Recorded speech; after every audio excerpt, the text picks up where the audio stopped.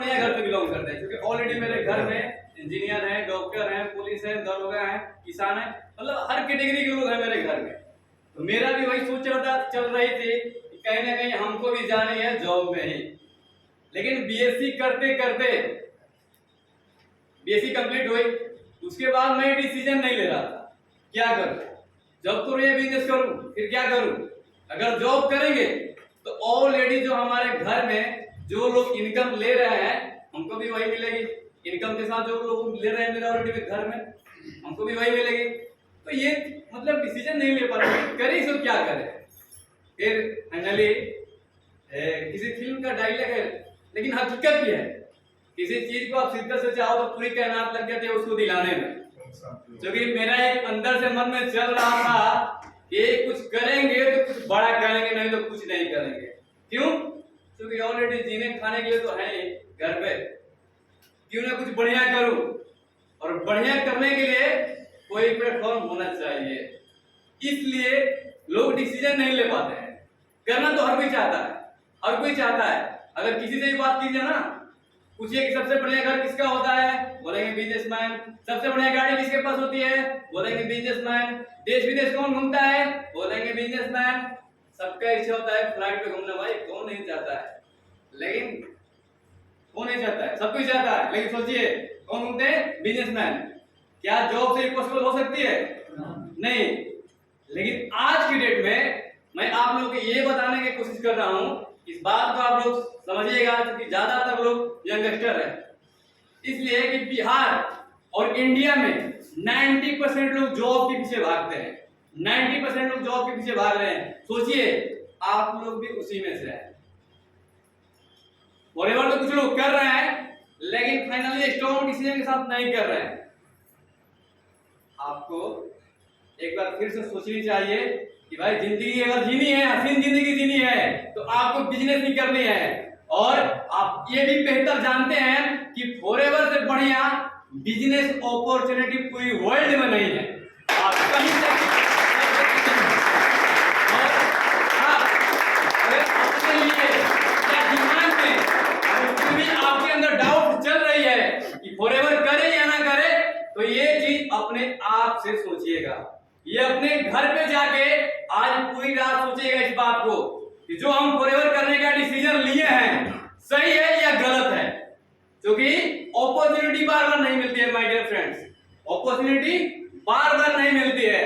क्योंकि बोले ना, बीएससी करते करते मेरे दिमाग में चले थे, डिसीजन नहीं ले रहे थे, जॉब करे बिजनेस करे, जॉब करे बिजनेस करे। फाइनली फॉरएवर मिला, और फॉरएवर हमको इसलिए अच्छा लगा क्योंकि हमको पता है कि बिजनेस से जो हमको चाहिए वो सब मिल सकते हैं। लेकिन कौन सा बिजनेस, कौन सा डिसीजन हम नहीं ले पाते हैं, किस टाइप के बिजनेस। आप गूगल पे सर्च कीजिए, गूगल पे सर्च करते हैं कि भारत के प्रधानमंत्री कौन है। ऑफ कोर्स आपका और मेरा नाम किसी का नहीं है, आएगा नहीं आएगा। लेकिन गूगल ऐसा सॉफ्टवेयर है कि दुनिया में किसी चीज के बारे में आपको पता नहीं है, आप सर्च करते हैं उसके बारे में आपको पता चल जाती है, राइट। तो उसी तरह एक बार आप गूगल पे सर्च कीजिएगा कि दुनिया का नंबर 1 बिजनेस अपॉर्चुनिटी, आपको देखिए फॉरएवर लिविंग प्रोडक्ट्स इंटरनेशनल। इसलिए आपको फॉरएवर करनी चाहिए।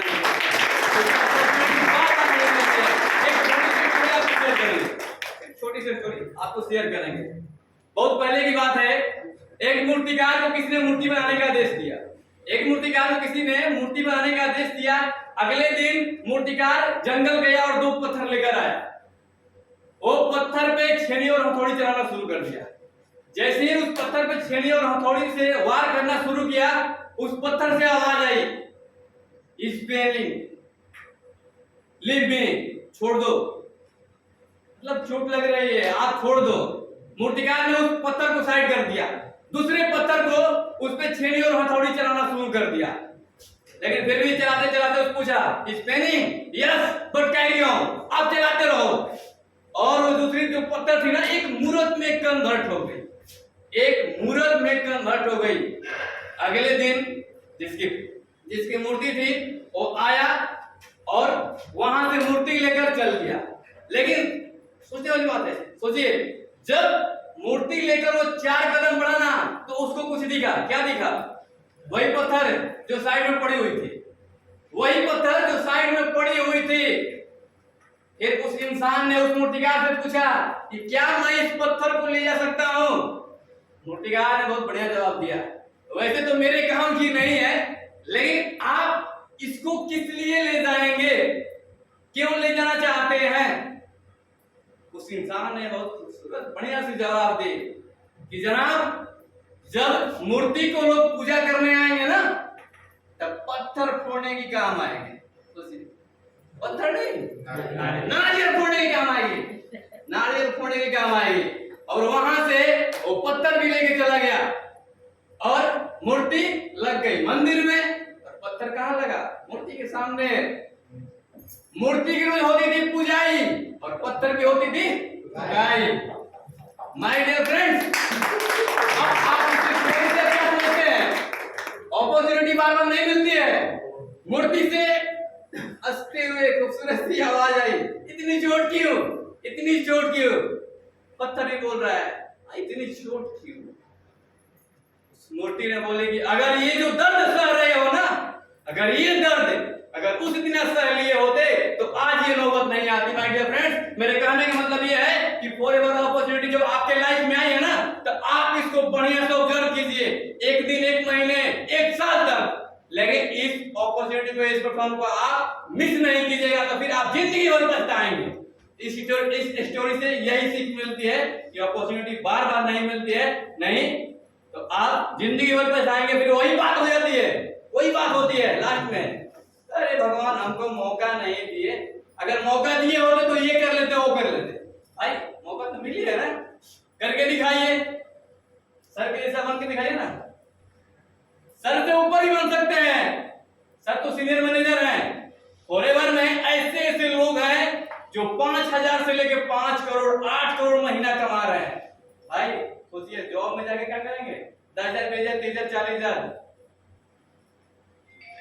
10,000 20,000 30,000 40,000 फॉरएवर में। इसलिए मैं आया हूं ना, मेरे घर का हाईएस्ट इनकम है 1 लाख, मेरे बड़े पापा का जो डीएसपी है अभी आईजी ऑफिस पटना में, नगेंद्र सिंह।